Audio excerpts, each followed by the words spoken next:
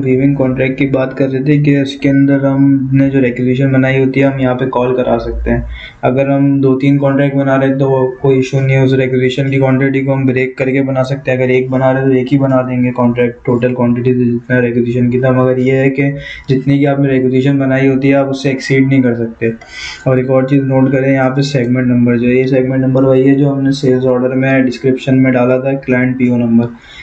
जितने भी हम आगे प्रोसेसेस चलाएंगे उन सब में ये हम लाजमी मेंशन करेंगे, ताकि इससे हमारी कॉस्टिंग भी निकलती है। इससे हमारे जो रिपोर्ट्स होती हैं मुख्तलिफ किस्म के, जैसे ट्रांजेक्शन लिखनी है आपने कितनी हुई हुई है इसके अंदर एक पीओ के इसमें, तो वो सब इसकी मदद से आती हैं। वीविंग प्रोसेस के बाद आप रॉ मटेरियल इशू करते हैं, भले वो इन हाउस हो या आप आउटसोर्स कर रहे हो, रॉ मटेरियल आप इशू करते हैं। यहाँ से दिखाया था मैंने आपको कि वीविंग रेगुलेशन में ही रॉ मटेरियल की कैलकुलेशन हो जाती है, कितना रॉ मटेरियल कंज्यूम होगा।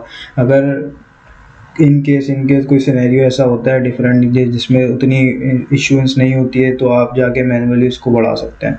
इसमें भी यही है कि कॉन्ट्रैक्ट जितने का हुआ है आप कॉन्ट्रैक्ट्स को एक कॉन्ट्रैक्ट के अगेंस्ट में इशुएंस तो आप मल्टीपल बना सकते हैं, मगर जो टोटल क्वांटिटी उन सब इशुएंस की वो कॉन्ट्रैक्ट की क्वांटिटी से एक्सीड नहीं कर सकती।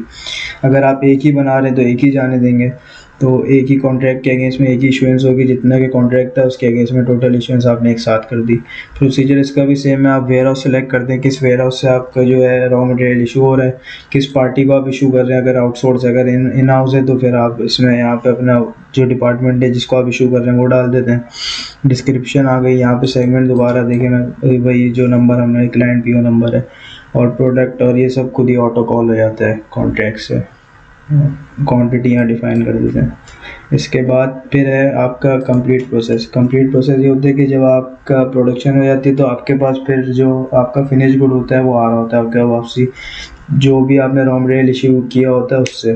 तो इसमें रॉ मटेरियल इशू आप पिक करवाते हैं कि इस इशुएंस के अगेंस्ट में मैंने ये वाला कंप्लीट किया, इस इशुएंस के बैच के अगेंस्ट में ये वाला। इसके अंदर ये भी होता है लॉट के हिसाब से भी कि ये वाली लॉट इशू की थी तो उस लॉट का कंप्लीट में बस कपड़ा आ रहा है, कोरा कपड़ा। तो इसमें भी आप RM इशू को पिक बाय रेफरेंस में करवाते हैं और जितने भी इशू होता है उतनी क्वांटिटी या उससे कम क्वांटिटी आप अपने पास कॉल करा लेते हैं।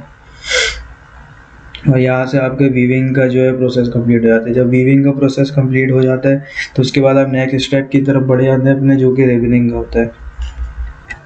अच्छा, वीविंग के बाद आपका फिर रिबनिंग का प्रोसेस आ जाता है। रिबनिंग के अंदर भी सबसे पहले वही आपने जो रेगुलेशन बनाई होती है आप उसके अगेंस्ट में कॉन्ट्रैक्ट बनाते हैं। सारा जो फ्रेम का प्रोसीजर है ऑपरेटिंग का वो एकदम सेम है हर फ्रेम का, बस उसके अंदर जो डेटा एंटर कर रहे हैं वो अलग उस किस्म का होता है। जैसे वो ग्रे का था, ये रिबनिंग का है, तो जो प्रोडक्ट वगैरह होगी रॉ मटेरियल वो सब चेंजेस होंगी, वरना जो वर्किंग ऑपरेटिंग प्रोसीजर हैं वो सेम है। तो सेम वही आपने रिबनिंग रिक्वेजिशन को पिक करवा लेंगे आप प्रोग्राम में कॉन्ट्रैक्ट में, तो उससे आप अपना कॉन्ट्रैक्ट बना लेंगे। कॉन्ट्रैक्ट बनाने के बाद आप उस कॉन्ट्रैक्ट के अगेंस्ट में इशुएंस करेंगे। इशुएंस करने के बाद फिर उस इशुएंस के अगेंस्ट में आपका जो जो जैसे जैसे कंप्लीट होता जाएगा आप उसकी एंट्री कराते जाएंगे।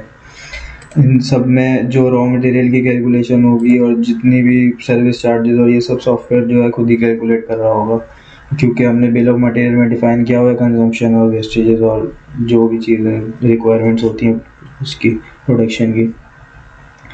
तो उसके अंदर एक भी लाजमी है आप हर जगह सेगमेंट ऐड करें, जैसे यहाँ पे भी हुआ हुआ है सेगमेंट ऐड।